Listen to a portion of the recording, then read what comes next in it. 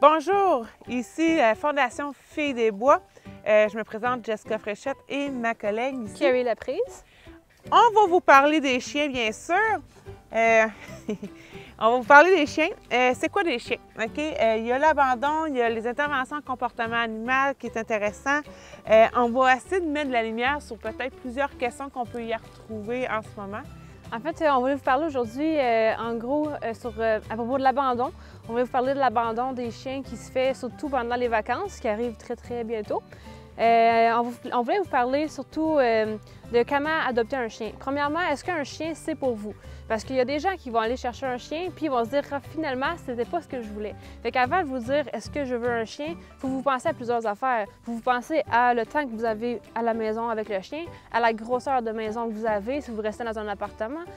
Vous pensez aussi à votre budget parce qu'il y a des chiens qui recommandent plus de toilettage, plus de nourriture, plus de soins de vétérinaire. Par contre, il y a des chiens qui en demandent beaucoup moins. Il faut aussi savoir la race de chien que vous voulez. C'est surtout ça qui amène le tout. C'est vraiment important de choisir la bonne race pour vous. Et des fois, ça peut être un chien croisé, ça peut être un chien mélangé de refuge, puis ça va être tout autant un très bon chien.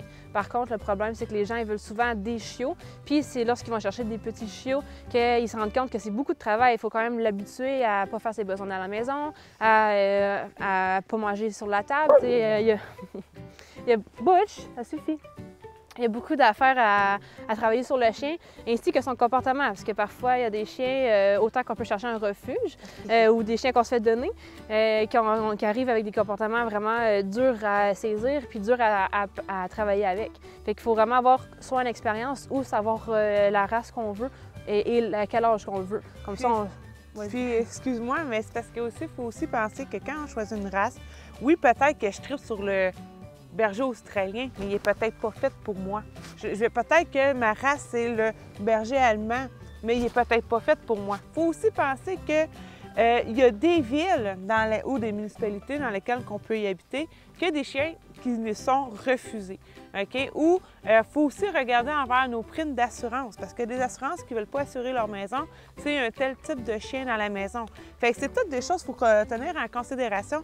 Et tout comme Kayu elle a dit tout à l'heure, beaucoup de gens veulent avoir des chiots parce que oh, c'est tout cute, c'est tout fun. Mais souvent, une chose que les gens ne connaissent pas, ils ne savent pas, de 0 à 6 mois, ils doivent voir les choses le plus souvent possible en étant positifs. Donc, la socialisation entre chiens, ça peut être plusieurs choses. C'est de se promener en voiture, ça peut être plusieurs formes de stimulation. Et ce que je veux dire aussi, c'est qu'entre le 7, 8, 9, 10 mois, je dis ces chiffres-là, c'est dans leur puberté, à l'endroit où il y a un grand changement hormonal dans ces chiens-là, qui fait que des fois, les hormones, bien, comme nous, chez les humains, ça peut déranger un petit peu le comportement. Et c'est souvent à cet endroit-là, à ce moment-là, que le chien est le plus souvent abandonné. Donc, sur l'abandon des chiens, c'est beaucoup ce que je voulais dire. Beaucoup ce qu'elle voulait dire aussi. Il faut penser que le chien, oui, il a besoin de courir, oui, il a besoin de jouer, il a besoin de stimulation. Là, je vous montre des jouets, mais ça fait partie de la stimulation, ça fait partie du jeu. Ça en a besoin. Encore là, c'est un 4, 5, 6 heures de stimulation à plusieurs formes de façons de faire. Donc oui, je peux prendre 1 heure de marche, je peux prendre 1 heure pour jouer avec mon chien, plusieurs formes de jouets. Puis ce que je voulais dire aussi, c'est que dans la moulée, là j'ai de la moulée ici, on est souvent porté à le mettre dans le bol. Mais dans le bol, c'est plate. On ne travaille pas de nez, on ne se stimule pas. Tandis que je pourrais le mettre par terre comme je le fais présentement et les chiens ils vont travailler leur nez pour manger. OK? Fait que juste travailler son nez pour manger peut égaler à 1 heure de course d'activité. OK? Fait que quand on parle de 5 heures d'activité, c'est pas juste physique. C'est physique, ça peut être la mastication, ça peut être pour le mental, ça peut développer le nez, c'est une forme de jeu. OK?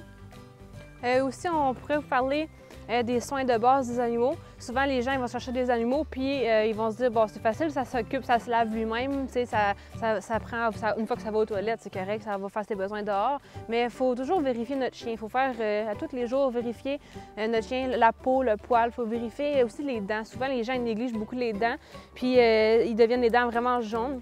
Et ensuite, les dents vont pourrir et ils vont tomber, puis les chiens, ils ne réussissent pas à manger ensuite. Fait que c'est vraiment important de vérifier le tartre, les dents des chiens. Aussi, couper les griffes, c'est très important. Il y a des gens qui vont négliger ça, autant les chiens pour les chats que je parle. Là. Puis ils vont laisser les griffes pousser vraiment longues. Des fois, c'est la griffe du côté qui devient très longue, puis là, elle rentre dans la peau. Fait que c'est des affaires assez simples, mais il faut le savoir, puis il faut le faire aussi. Moi, j'aimerais ça aller dans les signes d'apaisement. Des chiens, pourquoi c'est bon de le faire, la socialisation ensemble, en autant que ça soit positif? Qui veut dire que si la chicane se prend, bon, peut-être mieux de détasser pour que ça reste détassé avant que la chicane arrive. Mais entre chiens, ils vont se faire des signes d'apaisement et souvent vont aussi utiliser les mêmes signes d'apaisement sur un humain pour être compris. Ça peut être un détournement de regard, un détournement de tête, fait qu'ils vont tourner de la tête, ils vont changer le regard. Ils peuvent se coucher sur le dos, que les gens disent des fois la position soumise. Ils vont s'asseoir, ils vont faire le bâillement. Fait que c'est plusieurs signes d'apaisement qu'on pourra retrouver sur notre page Fondation Fée des Bois. C'est pour s'exprimer, c'est du non-verbal, d'exprimer pour montrer un inconfort, pour dire « je suis pas à l'aise avec ça », pour dire « oui, j'ai compris », pour s'apaiser, puis pour éviter des conflits entre eux autres. Fait que des fois, je l'ai vu, je ne vais pas juger personne, mais je l'ai vu. Ah, moi, j'ai un petit chien, je veux que mon petit chien aime ce chien-là. Mais là, je viens d'imposer le chien. Là, je l'ai fait parce qu'ils habitent ensemble, il n'y a pas de problème. Mais si c'est deux chiens qui ne se connaissent pas, puis j'impose le chien de cette façon-là, s'il a peur, il va grogner. Puis s'il grogne, ça va augmenter l'agressivité, donc ça pourrait produire une chicane. Si ça produit une chicane, c'est qui tient le chien de ce chien-là? C'est moi. Fait que moi aussi, je pourrais être mordue. Puis si je suis mordue, qu'est-ce que je vais faire? Bien, je vais chicaner le chien. Mais arrêtez, c'est pas de la faute du chien, c'est moi qui ai imposé le chien. Fait que oui, il y a une méthode à faire, l'intégration entre chiens. Puis je trouve que c'est important parce que on n'est pas obligé de les traîner avec tout le monde. Mais on est capable de se tolérer. On prend exemple que quand on marche sur les rues, on va croiser quelqu'un, je ne l'aime pas, parce que je ne le connais pas, mais je vais le tolérer, il va passer à côté de moi. Fait que c'est le même principe. Donc, d'où vient l'importance de la socialisation entre chiens pour justement développer toutes les formes d'expression qui pourront se développer entre eux autres.